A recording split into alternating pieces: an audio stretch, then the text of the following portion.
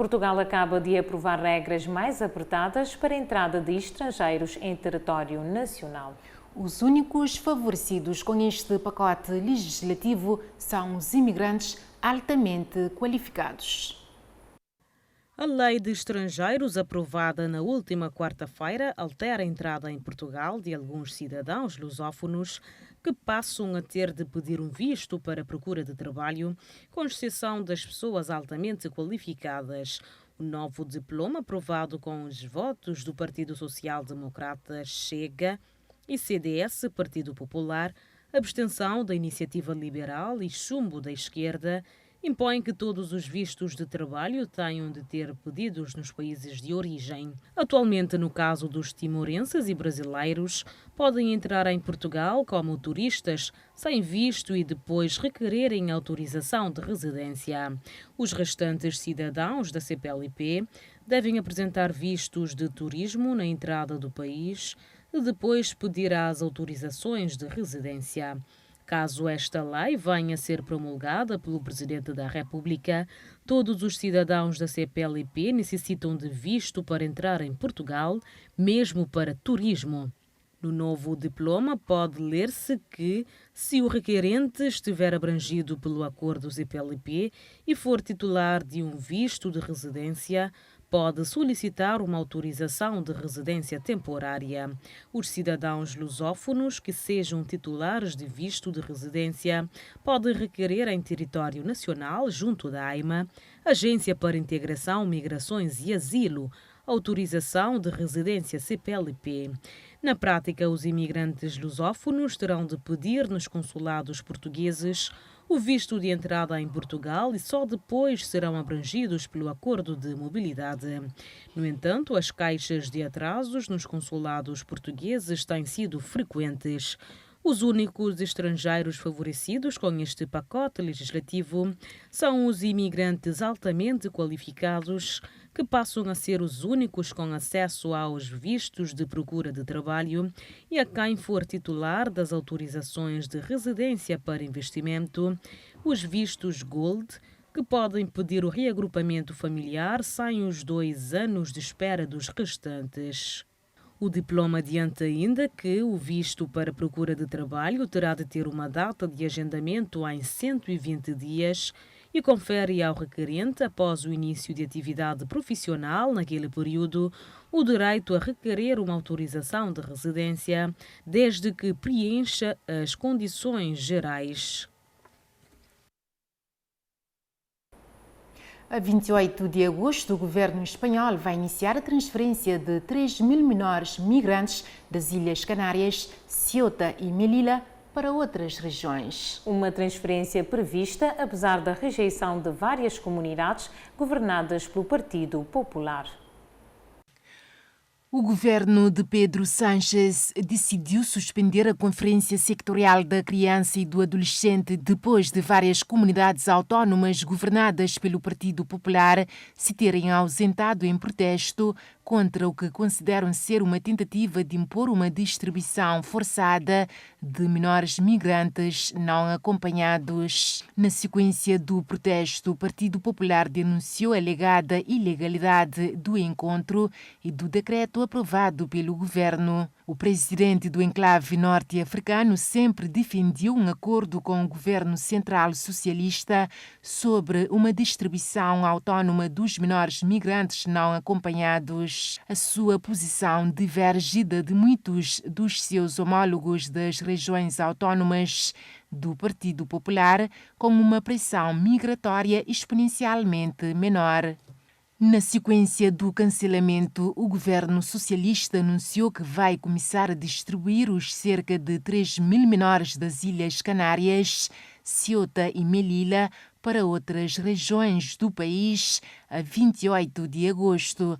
A ministra da Juventude e da Criança criticou duramente a atitude do PP, acusando os seus dirigentes de instrumentalizarem os menores para fins políticos. O PP insiste que o governo agiu unilateralmente, sem diálogo ou consenso com as regiões autónomas, e já apresentou um recurso ao Tribunal Constitucional para impedir a aplicação do decreto. Apesar do impasse político, o governo confirmou que os 40 milhões de euros aprovados esta semana para reforçar o acolhimento de menores se mantêm e vão permitir a criação de mais de 1.000 novos lugares em diferentes regiões do país. A França pôs fim à sua presença militar no Senegal após 65 anos. Esta retirada marca o encerramento total da presença militar francesa permanente na África Ocidental e Central. Depois de mais de 6 décadas, chegou ao fim a presença militar francesa no Senegal. Esta quinta-feira, as autoridades dos dois países organizaram uma cerimônia simbólica para assinalar a devolução do acampamento Geili, a maior base militar francesa no Senegal, situada em Dakar, e de uma base aérea localizada junto ao aeroporto internacional da capital. A cerimônia contou com a presença do chefe de Estado-Maior-General das Forças Armadas do Senegal, o general Mbaye Cissé, e do comandante das tropas francesas em África, o general Pascal Yanné. O encerramento dessas instalações encara também uma era de cooperação militar contínua desde 1960, que se baseava em acordos bilaterais entre os dois países. Ainda em novembro de 2024, o presidente senegalês anunciara o fim de toda a presença militar estrangeira no país, com prazo final marcado para 2025.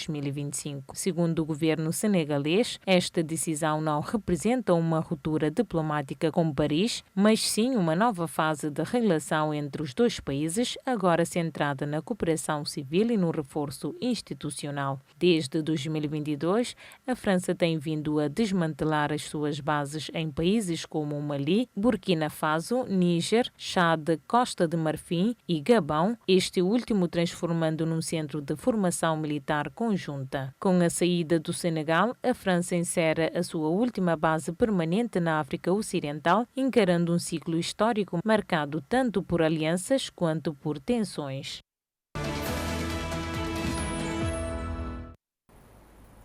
Reino Unido e Alemanha assinaram um tratado bilateral que marca uma nova era de cooperação nas áreas da defesa e segurança. O documento firmado reforça o combate à imigração ilegal e aprofunda os laços militares em resposta à ameaça russa. Em Londres, o primeiro-ministro britânico Keir Starmer e o chanceler alemão Friedrich Merz assinaram um tratado bilateral para reforçar a cooperação em defesa e segurança. O acordo visa estreitar os laços entre os dois países, sobretudo após o Brexit, e responde ao crescente desafio da imigração ilegal no Canal da Mancha. O tratado baseia-se num pacto assinado no ano passado, onde Reino Unido e Alemanha, dois dos principais apoios europeus à Ucrânia, se comprometeram a intensificar a colaboração militar. Apesar de ambos pertencerem à NATO, o novo acordo reforça a assistência mútua em caso de ataque, além de promover o desenvolvimento conjunto de armamento, como os jatos Typhoon e os veículos blindados. A Alemanha também se comprometeu a alterar a sua legislação para combater as redes que facilitam travessias ilegais para o Reino Unido. O chanceler Merz declarou que é um dia histórico nas relações bilaterais. O tratado também contempla melhorias no setor ferroviário. A Eurostar anunciou um novo serviço direto entre Frankfurt e Londres, previsto para 2030. A cooperação vai ainda abranger áreas estratégicas como a inteligência artificial. Em Washington, o Senado dos Estados Unidos aprovou cortes orçamentais de 9.000 milhões de dólares, afetando sobretudo a ajuda externa e os serviços públicos de radiodifusão. Uma medida impulsionada pelo presidente norte-americano Donald Trump. Do total aprovado, cerca de 7.000 milhões serão retirados dos programas internacionais, como o Plano de Emergência para o Alívio da SIDA, criado por George Bush. O corte foi alvo de críticas por parte dos senadores senadores republicanos e da oposição democrática, que tentou sem sucesso reverter várias propostas durante uma longa sessão de 12 horas. A diretora-geral da rádio NPR, Katharine Mayer, apelou à rejeição da proposta na Câmara dos Representantes, alertando para o impacto nas comunidades e nos serviços públicos. Com uma votação final de 51 votos a favor e 48 contra, a proposta passou com uma margem mínima. Analistas alertam que, embora o impacto da dívida nacional seja reduzido, os efeitos nas populações vulneráveis, tanto nos Estados Unidos da América como em países dependentes de ajuda alimentar e médica, podem ser devastadores.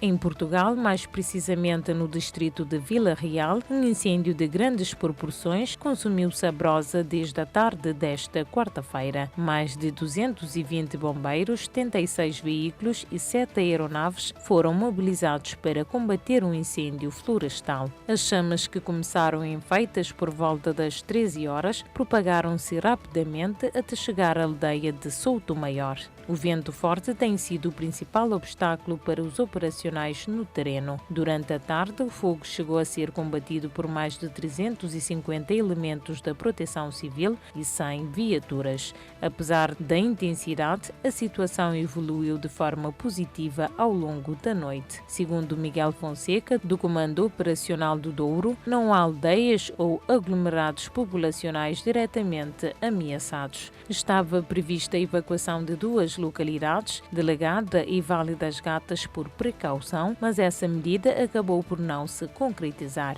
A presidente da Câmara de Sabrosa, Helena Lapa, garantiu que o fogo está mais controlado, mas alerta para a permanência de riscos devido às projeções provocadas pelo vento.